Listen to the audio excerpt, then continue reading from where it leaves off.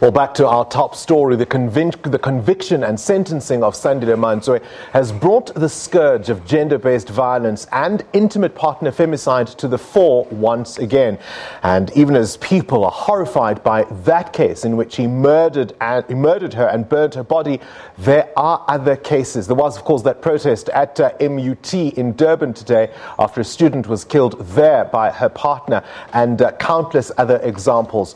Where are the awareness campaigns failing the victims? That's tonight's question. Joining us now for a broader look at the spate of murders in this country, particularly against women, is Mbuyiselo Botha from Sonke Gender Justice.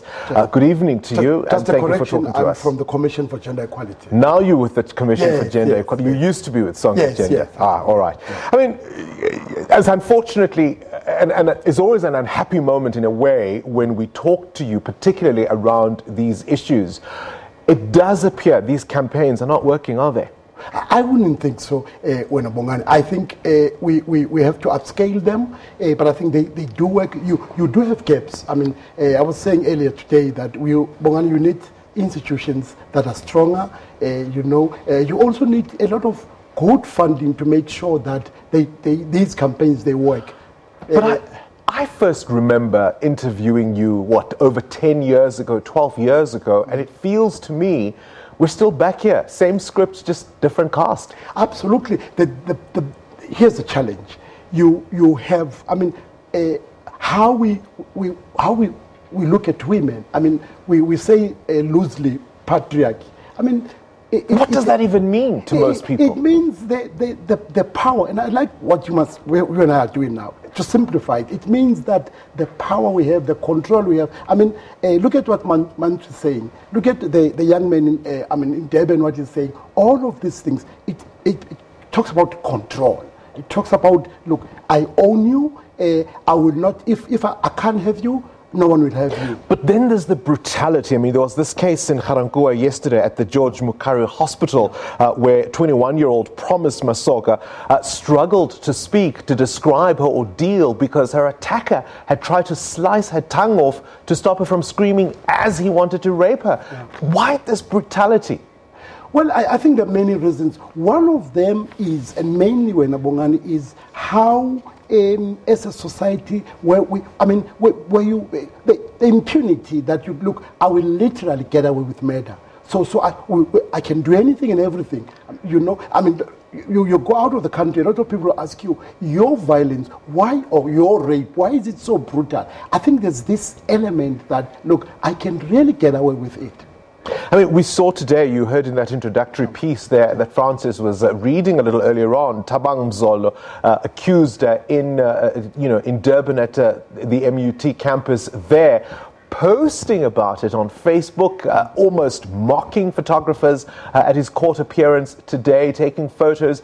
It's brazen, it's in your face, and as you say, people really have this sense of impunity. So where's the justice system failing victims if the perpetrators are behaving in this way? You see, but in fairness, the justice system, I mean, look at Mantsoe. The justice system was very swift. I mean, the older the chair, that justice denied, justice delayed. We must also commend. But it was only swift because of, the version that he tried to prefer to the court. Yeah. If he'd offered an actual defense, this situation, this case might have dragged on for a whole lot longer. It wasn't because the justice system was working that it was so swift. Well, I don't agree with you. All I'm saying, Bongani, is that our institutions are getting stronger. All we really need to do, all of us, put the shoulder to the wheel and to strengthen these institutions. But I really can't sit here and say that all is lost. I can't say this because the NPA, the police, that's why even in all cases, more often than not, victims, a lot of victims would not even report because they would feel disappointed in that prosecution, the statements will not be correctly taken. But I think in this instance, we must applaud police and say that they've done a good job and kudos to them. The other question, of course, is to say, have we set the bar so low that that's the kind of thing we need to applaud? I mean,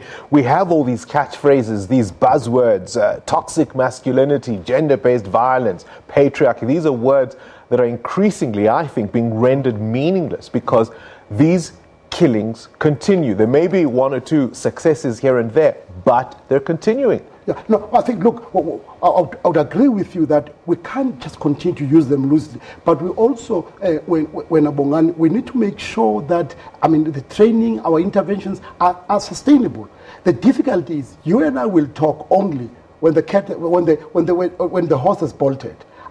We would need to have programs that are sustainable. The work that we do at the Commission, 9 provinces with offices, that's what we do every day. But you also need to ensure that these institutions, you see, you don't need strong men, you need strong institutions. You need to ensure that, Bongani, you strengthen them. How do you strengthen them? You capacitate them, you make sure that programs, they're not 10 years, they're not 5 years, they're not 10 years, they are, if you like, lifetime. With respect, I'm hearing you talking about capacitating institutions. These are the typical catchphrases we hear around these things.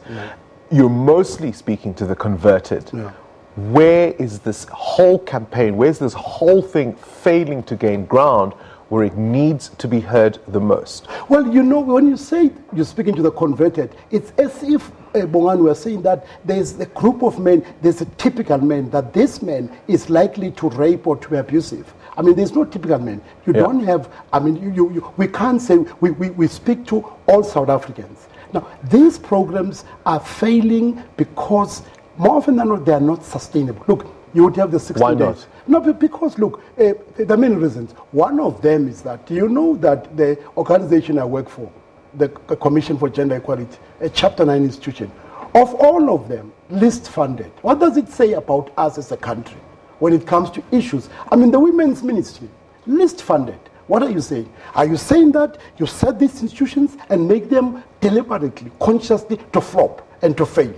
Unless, Bongani, there is a deliberate to say, look, we want these institutions as a country. We want the Gender Commission to succeed, which carries a huge mandate. We want to ensure that the Women's Ministry, that it succeed. All you need to do is make sure that, Bongani, you put money into your mouth, so that you don't turn around and say, look here, they are failing these programs, when in fact there's a threat. How many women's organizations are closing who are doing good work?